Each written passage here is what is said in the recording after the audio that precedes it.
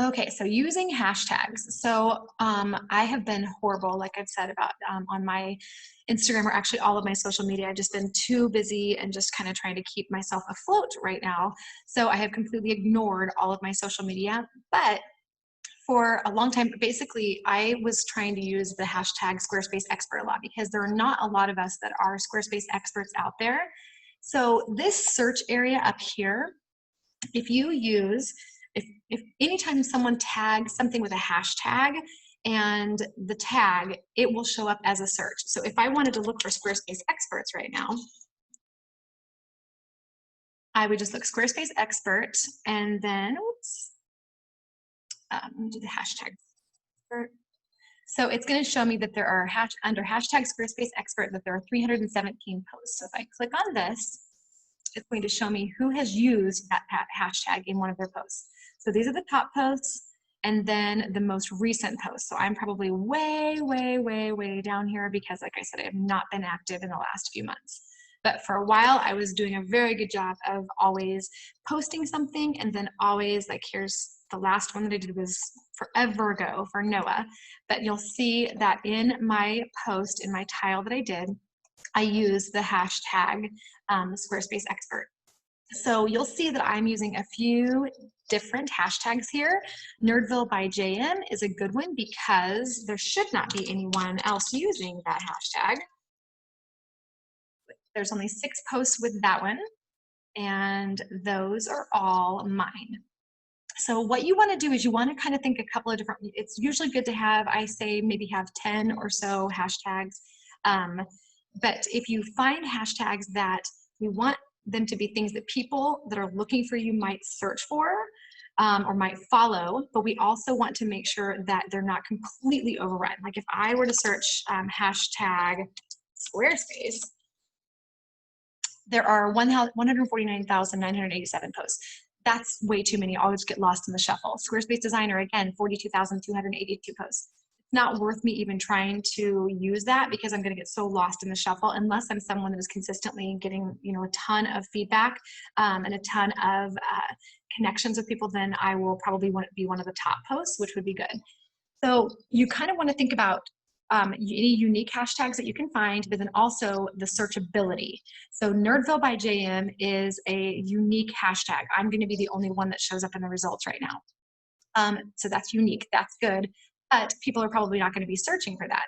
So that's why Squarespace Expert is a good one for me because there's typically 317 posts is not that many. So I can definitely stay involved with those. And some of these people aren't even experts that are posting on there. So hopefully that can be something that I can, you know, kind of get into that mix a little bit more and start to really have a presence.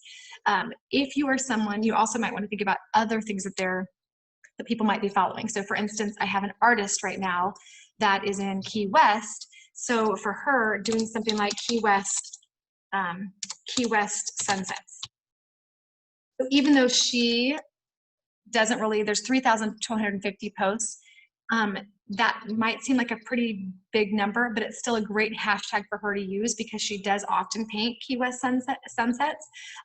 So anyone that is going into search, like, you know what, I really want to see a picture of, I miss Key West, I want to see pictures of Key West sunsets. They might potentially have she might have a chance of being shown up. Like for instance, this is not actually a picture of a sunset, but someone's going to have a chance to see it and then possibly interact with them. That brings me to the next thing is that if she is using Key West sunsets, you can look at these top posts because sometimes you want to not just use hashtags, but use hashtags to follow people. So I actually follow Squarespace experts. So if I did, I think I follow Squarespace Designer as well. So if I click on this,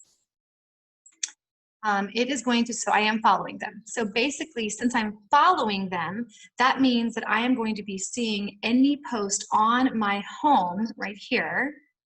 As I'm scrolling throughout the day, I'm going to see if anyone posts and uses Squarespace Designer, I'm going to see that content. So, and people know when you follow them. So if someone follows me, then I'm probably going to check them out and I might potentially follow them back if we have like-minded interests. So for instance, if I was that artist and I did the Key West sunsets, if I go to these posts and I look at these top posts, I can kind of sort of stalk these people a little bit and think, okay, Florida Lust, let me see who they are and see if it's someone, if they've got a lot of followers, they've got 10.4 thousand followers and they're following 1,000 people. So I can go through their posts. They've got a lot of people following them. This is probably someone that my Key West artist would want to interact with. So if I were her, I would for sure come up here and follow, and then I would engage with these posts, because the other people that are following this person, eventually they're going to start looking. So we've got Miami Beach Lifestyle, Florida Lives, all of these people that are commenting. They might look and go, huh, I wonder what this person is. Then you click on this person and realize that you want to follow them as well. So it's kind of a way to organically start getting people to follow you and notice you that have like-minded interests, and that you're kind of creating this big network. So definitely come up with some hashtags that you think might work for you, and then also definitely go through and search different hashtags that you think might fit your kind of the people that are going to be potentially helping you, and also the people that might be your customers or your clients or your followers, so that you can start engaging with other people and then hopefully organically build your following. So I think that that's pretty much everything for the basics of Instagram. If you want to go deeper into an internet marketing plan, absolutely schedule some time with me or one of the nerds in an hour. We can help you go through all the different platforms and how to create and curate content specifically for those platforms that will help you and help you create an organic social media marketing plan.